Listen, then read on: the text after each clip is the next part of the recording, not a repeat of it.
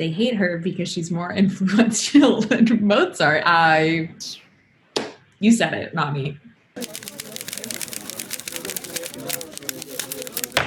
Hey y'all, I'm Rebecca Black and this is Noisey's The People Versus. I am about to go into the comments of my music video, the Friday remix, and Girlfriend, and see what is going on.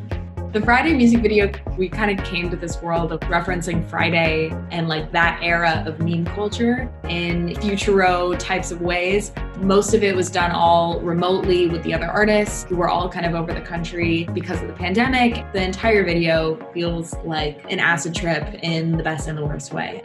Let's get into these comments and see what people have been saying. And when the world needed her most, she returned. Happy to be back. I've been here, but you know, I guess maybe more quietly. If they don't play this at my funeral, it won't be a funeral. I can appreciate a good pun. This is disturbing somehow. And it fully is disturbing. It is unsettling. I've been listening to this in an unhealthy way. Thank you for streaming. Thank you for listening. Any day can be a Friday if you make it one. That's how I live. Can we get a Sunday song and so now the whole weekend is covered? No. No. I might change my mind one day. I didn't think that there would be a Saturday song, and I did make a Saturday song. Sundays, I like to take Sundays off. I want the chaotic bestie vibes that Dorian and Rebecca hold. They are definitely chaotic bestie vibes, and everyone needs a Dorian Electra in their life. And if you don't listen to Dorian, you probably are. They're an incredible artist, but go check them out. We have another song out called Edgelord. It is or is not exactly what you think it would be. IDK, why I'm crying.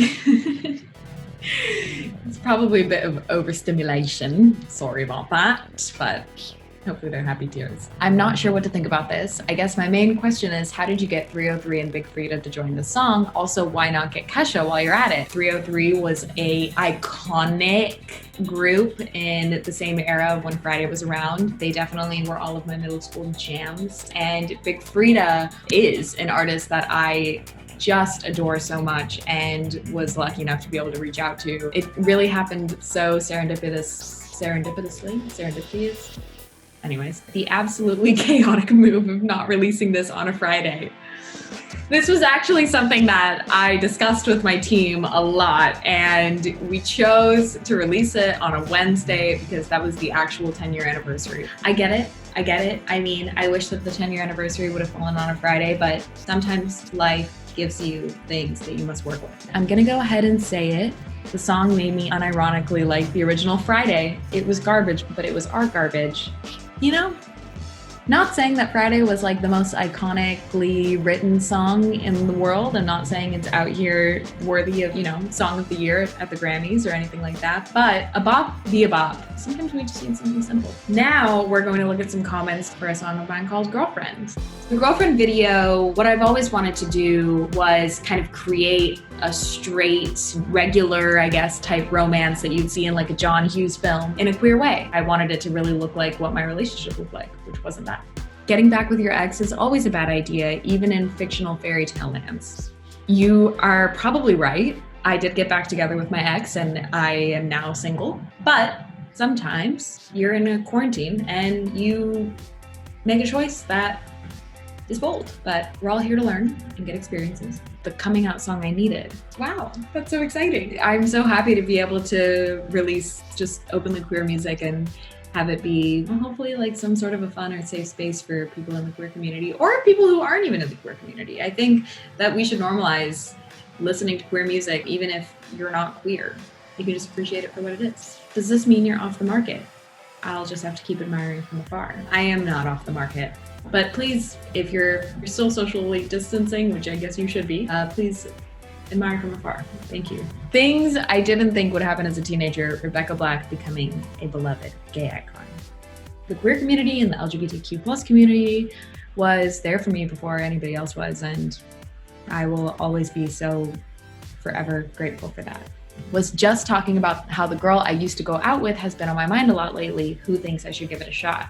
I think going into the mindset with it being giving it a shot rather than destiny or fate is maybe a little more realistic. I think I owe you an apology. Well, that's okay.